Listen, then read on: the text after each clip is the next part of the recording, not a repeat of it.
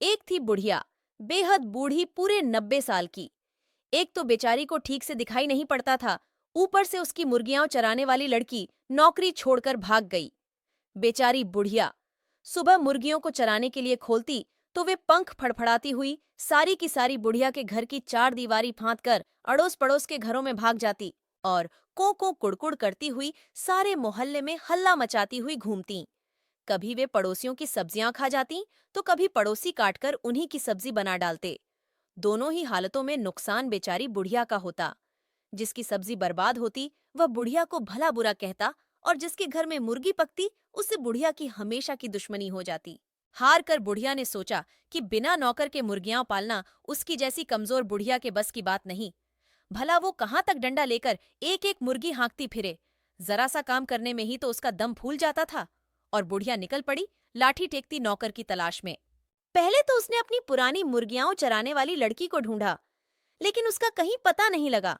यहाँ तक कि उसके माँ बाप को भी नहीं मालूम था कि लड़की आखिर गई तो गई कहाँ। नालायक और दुष्ट लड़की, कहीं ऐसे भी भागा जाता है? न अता न पता सबको। परेशान करके रख दिया। बुढ़िया बड़बड़ाई और आगे बढ़ गई। थोड़ी दूर पर एक भालू ने बुढ़िया को बड़बड़ाते हुए सुना तो वह घूमकर सड़क पर आ गया और बुढ़िया को रोक कर बोला, गुर्रर, बुढ़िया नानी नमस्कार। आज सुबह सुबह कहाँ जा रही हो? सुना है तुम्हारी मुर्गियां चराने वाली लड़की नौकरी छोड़कर भाग गई है। न हो तो मुझे ही नौकर रख लो, खूब देखभाल करूंगा तुम्हारी मुर्गियों की।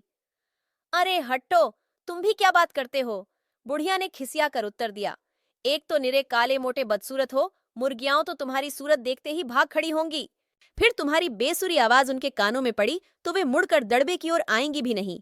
एक तो मुर्गियों के कारण मोहल्ले भर से मेरी दुश्मनी हो गई है, दूसरा तुम्हारे जैसा जंगली जानवर और पाल लूं तो मेरा जीना भी मुश्किल हो जाए। छोड़ो, मेरा रास्ता मैं खुद ही ढूंढ लूंगी अपने काम की नौकरानी। बुढ़िया आगे बढ़ी तो थोड़ी ही दूर पर एक सियार मिला और बोला, हुआ हुआ राम राम। बुढ़िया नानी, किसे खोज रही हो? बुढ़िया खिसियाकर बोली, अरे खोज रही हूँ एक भली सी नौकरानी जो मेरी मुर्गियों की देखभाल कर सके। बुढ़िया आगे बढ़ी तो थोड़ी ही दूर पर एक सियार मिला और बोला, हुआ हुआ राम राम। बुढ़िया नानी, किसे खोज रही हो? बुढ़िया खिसियाकर बोली, अरे खोज रही हूँ एक भली सी नौकरानी जो मेरी मुर्गियों की देखभाल कर सके। देखो, भला मेरी पुरानी नौकरानी इतनी दुष्ट छोरी निकली कि बिना बताए कहीं भाग गई। अब मैं मुर्गियों की देखभाल कैसे करूं? कोई कायदे की लड़की बताओ जो 100 तक गिनती गिन सके, ताकि मेरी 100 मुर्गियों को गिनकर दड़बे में बंद कर सकें। यह सुनकर सियार बोला, हुआ हुआ बुढ़िया नानी, ये कौन सी बड़ी बात है। चलो, अभी मैं तुम्हें एक लड़की से मिलवाता हूँ। मेरे पड़ोस में ही रहती है, रोज जंगल के स्कूल में पढ़ने जाती है, इसलिए 100 तक गिनती उसे जरूर आती होगी। अक्ल भी उसकी खूब अच्छी है, शेर की मौसी है वो। आओ, तुम्हें मिलवा ही दूं उससे। बुढ़िया लड़की की तारीफ सुनकर बड़ी खुश होकर बोली, जुग जुग जियो बेटा, जल्दी बुलाओ, उसे कामकाज समझा दूं। अब मेरा सारा झंझट दूर हो जाएगा। लड़की मुर्गियों की देखभाल करेगी और मैं आराम से बैठकर मक्खन बिलोया करूंगी। सियार भाग कर गया और अपने पड़ोस में रहने वाली चालाक पूसी बिल्ली को साथ लेकर लौटा। पूसी बिल्ली बुढ़िया को देखते ही बोली, म्याऊ, बुढ़िया नानी नमस्ते। मैं कैसी रहूंगी तुम्हारी नौकरानी के काम के लिए? नौकरानी के लिए लड़की जगह बिल्ली को देखकर बुढ़िया चौंक गई। बिगड़कर बोली, हे भगवान, कहीं जानवर भी घरों में नौकर हुआ करते हैं? तुम्हें तो अपना काम भी सलीके से करना नहीं आता होगा। तुम मेरा काम क्या करोगी? लेकिन पूसी बिल्ली बड़ी चालाक थी। आवाज को मीठी बनाकर मुस्कुराकर बोली, अरे बुढ़िया नानी, तुम तो बेकार ही परेशान होती हो।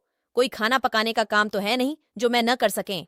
आखिर मुर्गियों की ही देखभाल करनी है ना, वो तो मैं खूब अच्छी तरह कर लेती हूँ। मेरी माँ ने तो खुद ही मुर्गियां पाल रखी हैं, पूरी 100 हैं। गिनकर मैं ही चराती हूँ और मैं ही गिनकर बंद करती हूँ। विश्वास न हो तो मेरे घर चलकर देख लो। एक तो पूसी बिल्ली बड़ी अच्छी तरह बात कर रही थी और दूसरे बुढ़िया काफी थक भी गई थी, इसलिए उसने ज्यादा बहस नहीं की और पूसी बिल्ली को नौकरी पर रख लिया। पूसी बिल्ली ने पहले दिन मुर्गियों को दड़बे में से निकाला और खूब भाग दौड़कर पड़ोस में जाने से रोका। बुढ़िया पूसी बिल्ली की इस भागदौड़ से संतुष्ट होकर घर के भीतर आराम करने चली गई। कई दिनों से दौड़ते भागते बेचारी काफी थक गई थी, तो उसे नींद भी आ गई। इधर पूसी बिल्ली ने मौका देखकर पहले ही दिन 6 मुर्गियों को मारा और चट कर गई। बुढ़िया जब शाम को जागी तो उसे पूसी की इस हरकत का कुछ भी पता न लगा। एक तो उसे ठीक से दिखाई नहीं देता था और उसे 100 तक गिनती भी नहीं आती थी। भला वह इतनी चालाक पूसी बिल्ली की शरारत कैसे जान पाती? अपनी मीठी मीठी बातों से बुढ़िया को खुश रखती और आराम से मुर्गियां चट करती जाती। पड़ोसियों से अब बुढ़िया की लड़ाई नहीं होती थी, क्योंकि मुर्गियां अब उनके अहाते में घुसकर शोरगुल नहीं करती थीं। बुढ़िया को पूसी बिल्ली पर इतना विश्वास हो गया कि उसने मुर्गियों के दड़बे की तरफ जाना छोड़ दिया। धीरे धीरे एक दिन ऐसा आया जब दड़बे में 20-25 मुर्गियां ही बचीं। उसी समय बुढ़िया भी टहलती हुई उधर ही आ निकली। इतनी कम मुर्गियां देखकर उसने पूसी बिल्ली से पूछा, क्यों री पूसी, बाकी मुर्गियों को तूने चरने के लिए कहाँ भेज दिया? पूसी बिल्ली ने झट से बात बनाई, अरे और कहाँ भेजेंगी बुढ़िया नानी, सब पहाड़ के ऊपर चली गई हैं। मैंने बहुत बुलाया, लेकिन वे इतनी शरारती हैं कि वापस आती ही नहीं। ओफ ओफ, ये शरारती मुर्गियां। बुढ़िया का बड़बड़ाना फिर शुरू हो गया। अभी जाकर देखती हूँ कि ये इतनी ढीठ कैसे हो गई हैं।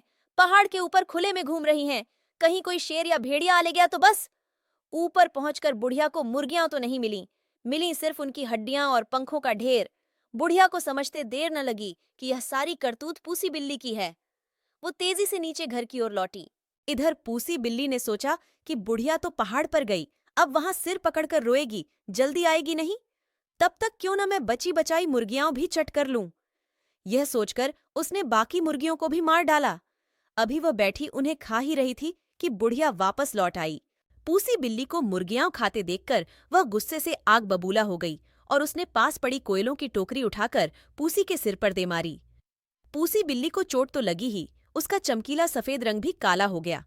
अपनी बदसूरती को देखकर वह रोने लगी। आज भी लोग इस घटना को नहीं भूले हैं और रोती हुई काली बिल्ली को डंडा लेकर भगाते हैं। चालाकी का उपयोग बुरे कामों में करने वालों को पूसी बिल्ली जैसा फल भोगना पड़ता है।